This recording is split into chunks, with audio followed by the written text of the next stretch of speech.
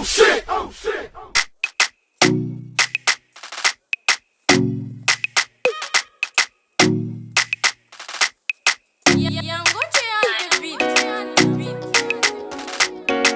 ariko barambwiye ngo izuba ryakubise haraka rirava ubutaka bwabaye w'urutare amaye nkata Yesu! ese umuhinga muto urakubita nyira amasuka abiri zagucanga ukabitanga noneho rero hakanda ashaka kukwiga aho umusore wambwiye ngo yagukunze pe ariko si bwo muzabana ahantu hameze atyo nta kibazo icyambere ni urukundo kandi wamagaye umuhungu yaraze mwivuganye ariko rero ndazagapima kagira urukundo Jesus!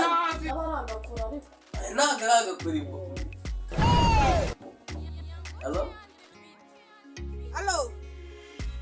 noneho wa musisitene namubwiye ngo aze kunsura iwanjye mu rugo Oh shit! ubuka nyine umurebe nyine mupanga ubwo nyine mubigire Nubundi ntari nahageze. kubizi ko kugaragaza ko nazirinda nimbi ubwo bihishuka ambeshya katabidi kukuvuga Apostle, we have this. injira ye yahageze waje naje maze bite se mama none rero wese suma namusuhuze rwose kamwigire nyine cyane umeze neza ariko ndaho rwose ariko ngo i Kigali barambwiye ngo hari amafaranga Amafaranga gusa se. Ubu amafaranga njya naragwije ubu ngiye kibura ni umugore uretse gukora ko namubonye. wamubonye Rwose. umukobwa ni mwiza nagushakiye Rwose ni mwiza rwose. Gusa wemba miliyoni urazasanga kuri konti. aha ntiwumva se ndabona na mesaje yaje Cyane rwose ngenze nayo. rengejeho nawe kubikora Reka. ari guha umukerega Noneho nuko utazi isheni wanjye ngiye kumuha. Uzi isheni wanjye ndamukunda uzi kugira ngo tugomba namuno wallahi. Uri bumubone. nawe ariko ngo aragukunda Amafaranga se? Yako, utwo ni utuntu tworoshye cyane. Kanze bitanye koherereza. Reka amafaranga muri iyi minsi ni utuntu tworoshye.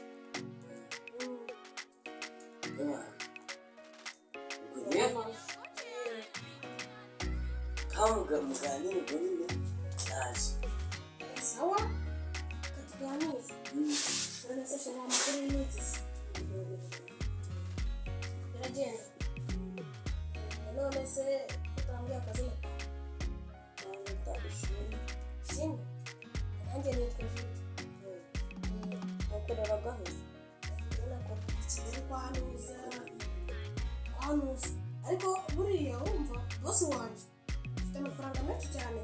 Nshobora kuba namwibye nako yamaye nka miliyoni we nabyose.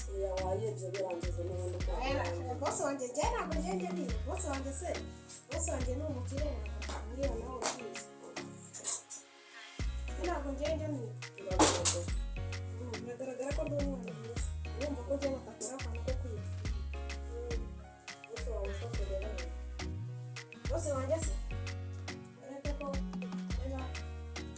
akora mu Burayi ariko yari afite gahunda yo kujya mu Bujumbura. Nyine urebye afite gahunda yo kujya mu Bujumbura ariko ntaragenda. ugasa nutaha uzamusanga ataragenda Bosi wanjye urumva se ahubwo yansiga se ahubwo uzamubwira akomere n'imitsi yo kumenya n'uzamunsorera gutya se umbwira nta kibazo ariko nyine nifuzaga ko twabana kuranga nifuzaga ko twabana kuranga nzabitekerezaho numva ari ngombwa nzakumenyesha ako se nta n'ikintu wazimanira abashyitsi abashyitsi se kabyo mbashakira akantu nari nateganyije by'amazimanire mwo kirava byakaze kaze ye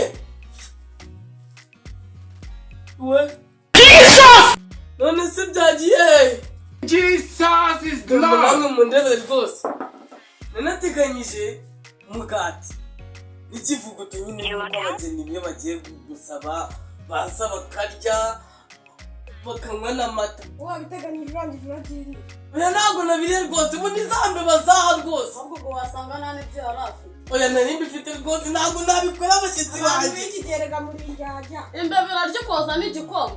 oya mfite imbeba hano yarya inka ikayimara iyo ubuye n'inka muzi nk'iribuka ni ukuri ariko wabiriye wadutekeraga imiti. oya ntabwo ibyo bintu nabibakora rwose ndabaza rwose kandebe rwose niba hari ahantu byajya ku rwanda yacu kuko ibiryo bigiye reba na biswi naburiye umwana wanjye nakoze itahiri ibutse n'ubigire ajya ufite abana bangahera ndamufite umwete ko yagiye kwiga yiga mu wakangahera yiga mu wa mbere mu ishuri rera GS Kabare kabara yahera Kabare nyine mu murenge wa Muhazi ibibazo byinshi n'ibiryo n'ibikiye imbeba dore zirabiriye ubuze umwana wanjye ntazi aragigira wihangana bava ku ishuri imvugo Oh shit!